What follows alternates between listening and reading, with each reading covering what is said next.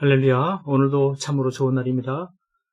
비가 와서 날이 좀 쌀쌀해진 가운데 있습니다. 그렇지만은 공기가 많이 맑아져서 참으로 좋은 것 같습니다.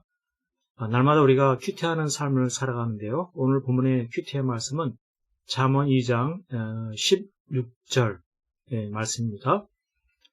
지혜가 또 너를 음녀에게서 말로 호리는 이방 계집에게서 구원하리니 라고 이 말씀하고 있습니다. 음녀라고 하는 것은 무엇입니까? 음란한 여인, 몸을 파는 여인을 말하는 것이죠. 그와 같은 여인으로부터 구원하는 것이 지혜이다 라고 하는 것. 그와 같은 여인에게 빠지는 것은 그것은 망하는 길인 것을 이야기하고 있는 것이죠. 거기서 구하는 것이 지혜다. 음녀와 어울리는 것 좋아 보이는 것 같지만 그것이 절대로 아니다 라고 하는 것인데요. 음녀에게서 구원하는 것이 지혜라고 하시는 그 이유가 무엇인지 궁금해지는 것입니다. 지혜보다도 오히려 돈이 있으면 되지 않을까요? 돈이 있으면 무엇이든지 다 할 수 있는 거 아닙니까? 돈이 있으면 음녀도 상대하지 않고 돈이 있으면 더 좋은 것을 취하고 돈이 있으면 더 잘할 수 있지 않을 것인가? 라고 하는 그러한 생각이 들 수도 있지 않겠습니까? 그럼에도 어떻게 음녀에게서 구원하는 것이 지혜라고 말하는 것인가 라고 하는 것입니다. 돈이 있으면은 차라리 지혜보다 더 낫지 않은가요? 돈이 있으면은 지혜가 할 수 없는 것을 할 수 있지 않을까요? 지혜가 있어도 돈보다 못하지 않겠습니까? 지혜를 앞세우는 것이 그것이 이상할 수가 있는 것이죠.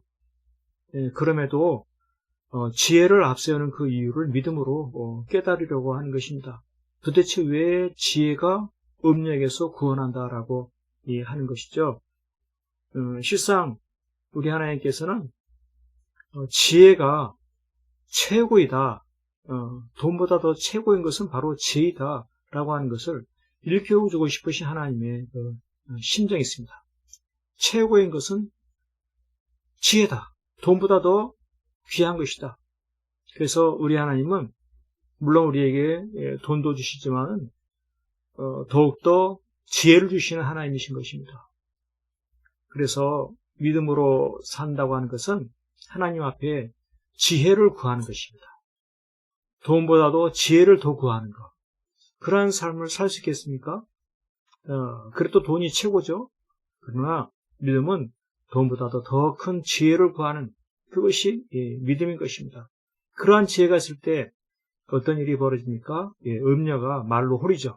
아주 유혹을 하고 달콤한 말을 하고 속삭이고 그러할 때 지혜가 있으면 넘어가지 않습니다. 돈이 있다고 이길 수 있는 것이 아니에요.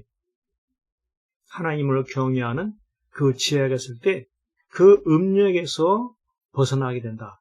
빠지지 않게 된다라고 이해하는 것이죠. 그럴 때 어떻게 됩니까? 음료를 따라가는 것은 망하는 길인 것입니다. 후회와 고통과 슬픔이 있는 것이죠. 지혜를 통하여서 음료에서 벗어나는 구원받는 그와 같은 삶이야말로 참으로 형통한 삶이라고 할 수가 있는 것입니다. 그렇습니다. 오늘날 우리의 삶 가운데도 돌이켜볼 때 이 시대는 어찌 보면 음란한 시대라고 이야기할 수 있습니다.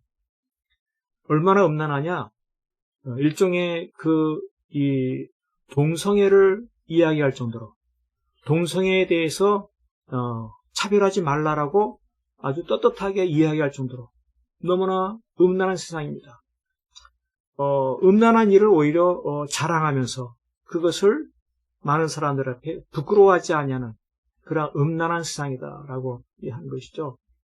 그러한 세상 속에서 우리는 어떻게 살아야 되겠습니까? 똑같이 어울려서 그것에 대해서 아무런 이 의식이 없이 죄의식이 없이 그렇게 어울려야 되겠습니까? 세상에 그와 같은 것을 따라가야 되겠습니까? 믿음이라고 하는 것은 하나님의 지혜를 가지고 그것에 대해서 단호하게 물리치고 배격하는 것이죠. 그것이 지혜입니다. 왜 그렇게까지 할 필요가 있을 것인가? 세상 모든 사람들이 다 그렇게 살아가는데 굳이 그렇게 할 필요가 있는가?